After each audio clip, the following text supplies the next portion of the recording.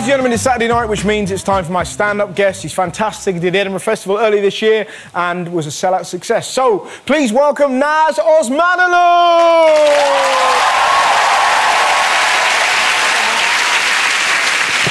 Hello!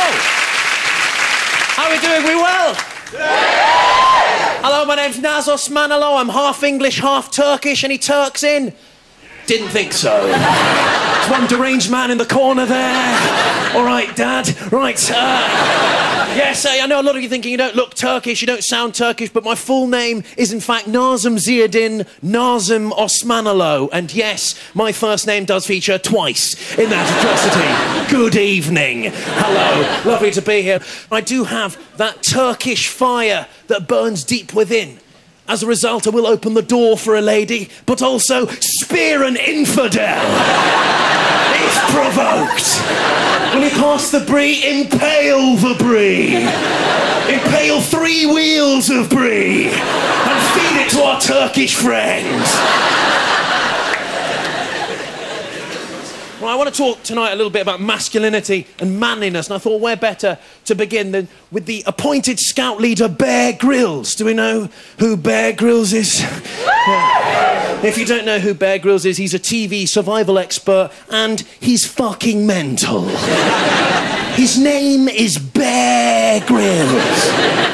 Bear, a ferocious animal, plus grills, one of the more masculine verbs for cooking. Don't fuck with Bear, London. You watch his programme, right? You watch his programme and he's like, ooh. Hello, I'm Bear Grylls. See this rock? Oh, that's a good rock. That's a fucking good rock. What do you mean I can't eat rocks? I'm Bear Grylls, I can eat anything. Beetle's done, I've had 5 already. Is that a gazelle? I'll kill it with my balls.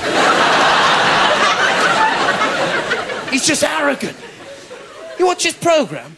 Bear's the kind of guy who says his own name as he leaves a room. Yeah, thanks for the rocks, guys. I'll see you later.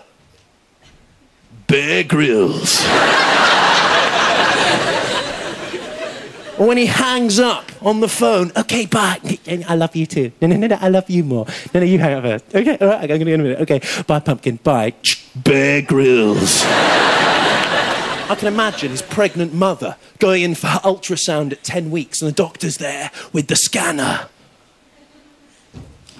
This can be the scanner. I've never seen a scanner before. It's a big scanner. She's a large woman. And it's scanning away. I don't know how you scan. It's probably less sexually aggressive than this. Oh, congratulations, Mrs. Grylls, it's a boy. He's a little larger than we anticipated. And, well, he appears to be camping. Oh, that's wonderful news. I wonder what I should call him. And at that moment, Bear appears, clambering out of his mother's vagina. Call me Bear, mother, he demands as he exits her. Fully grown, 6 months early, fully intact with Swiss Army scrotum. And compasses instead of nipples. North! True north! I'm Bear Grylls, he reminds her, as he severs the umbilical cord with his teeth. Wait, I've left some camping equipment in there. I'm going back in. Bear Grylls.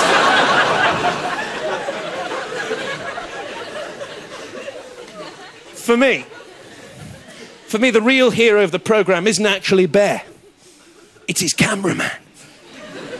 Because whilst Bear is swimming with crocs and eating rocks and all the rest of it, his cameraman is doing everything that Bear does whilst carrying a fucking camera. He's the real hero. For me, my Englishness gets in the way. I can't be brash and bold. I get very embarrassed. One of the things that gets me very embarrassed is going to the dentist. I don't know how you feel about the dentist. I hate it. The bright lights, the metal, the fingering. It's terrifying. There is a bit of a backstory to this. when I was about 6 or 7 years old, I happened across my first example of explicit footage, right? Pornography. I was very young, maybe 6, 7, very small. The door was slightly ajar, and through the little hole in the door, I could see a television screen. And on that television screen was a dentist in his white coat, drilling, but not drilling. Ladies and gentlemen, his assistant in the leany back chair, and I was shocked. I was confused. I dropped my petit faloo. It was a big day. And that sexual frustration and sexual anxiety has stayed with me to date and made going to the dentist all the more difficult, because it is difficult, isn't it? You have to talk to the dentist, a strange man. Hello, I'm the dentist. How are you, dentist? Oh, I'm fine, I'm fine. I've just been to the Maldives, actually. Why have dentists always been on fucking holiday? Right, let me put on these protective eye goggles, just in case I slip and fuck up your face.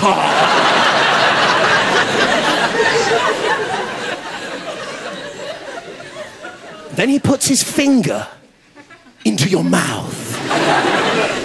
And this is the bit I can't deal with, because normally, when an alien entity enters my mouth, Detective Tongue wants to investigate. Of course he does. He's a good detective. Is it food? Is it genitals? I don't know. Let's find out. He just goes for it no matter what the situation is. But in this situation, it's highly inappropriate because it's a man's gloved finger. And I'm paying him to put it in my mouth. But the detective doesn't give a shit. He's a renegade. He throws the rule book out the window. He just goes for the finger. He laps at the finger. He lunges at the... He twists the tongue around the finger. The dentist gets very embarrassed and moves to the molars on the other side. Detective Tongue cowlicks across and starts to suck it voraciously. And the whole time I've got a boner because of the pornography I watched 18.5 years ago.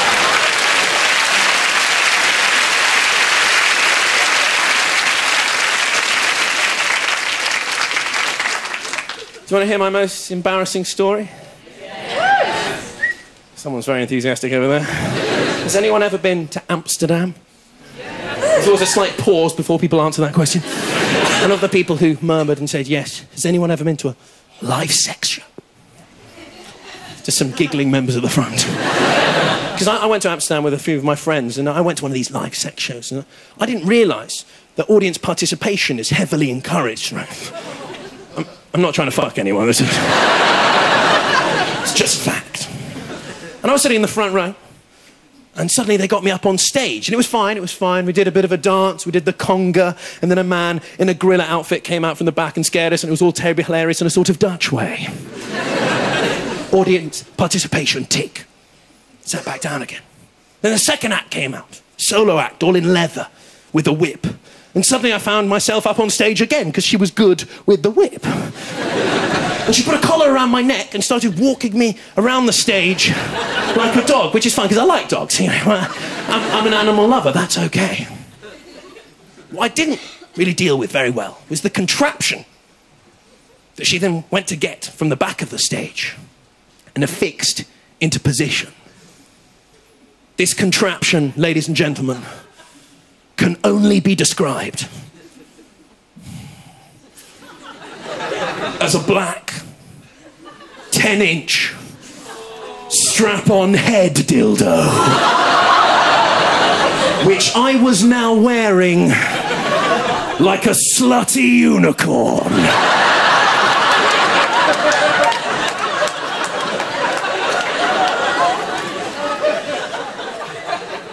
And she was there, ready.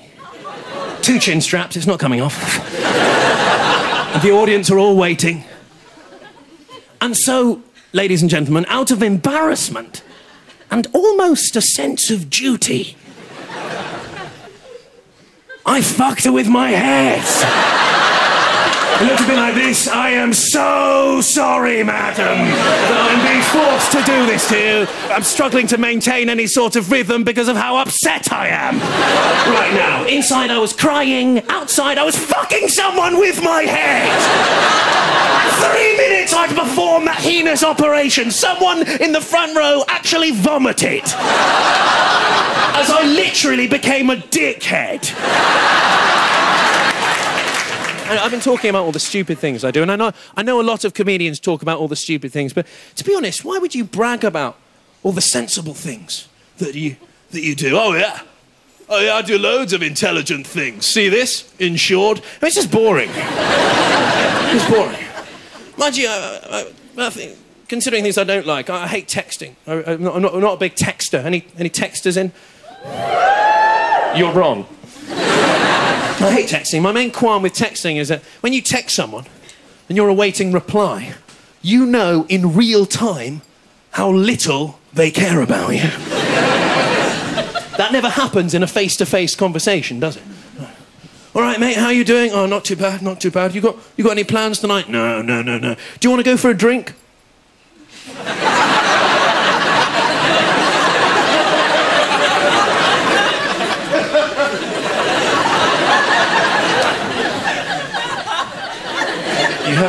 You haven't said anything in ages. Out of credit. Are you going to answer my question? Lol, Naz. Mind you, I do have a Turkish side. And one of the things that gets me, brings out my inner Turk is when I get angry, when I get passionate. Something that's been making me quite passionate, quite angry over the last couple of years. Those kind of reality television shows like X Factor and the like. The worst one, I think, is Britain's Got Talent. Have we seen this atrocity? I absolutely loathe it. My main qualm with the programme Britain's Got Talent is that Ant and Dec, right?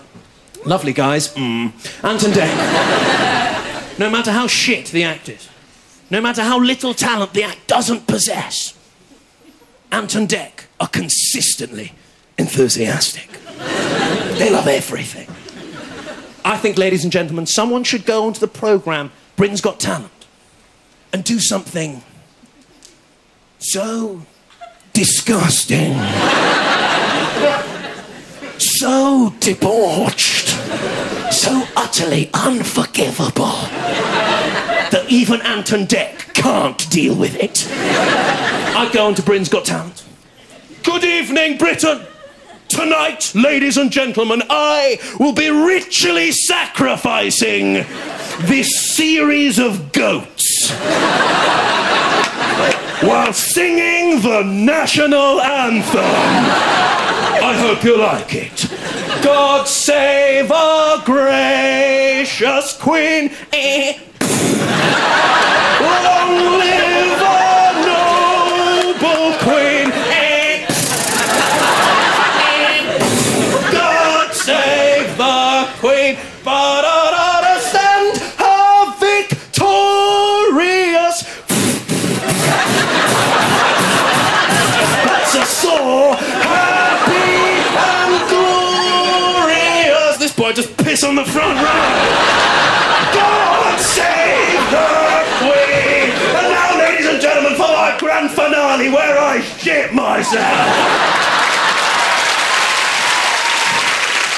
Spontaneously self-combust. Sparklers would fire off across the stage and a giant Union Jack would fall from the ceiling, on fire, obviously, as I flail about, aflame amidst goat carcasses, blood, I don't know, a series of melons. And bits of burning shit. Take that, Britain, take that.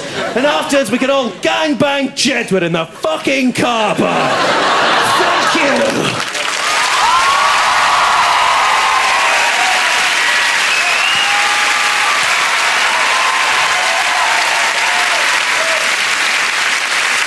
Ladies and gentlemen, I've been Naz Osmanoglu. You've been absolutely lovely. Good evening and good night.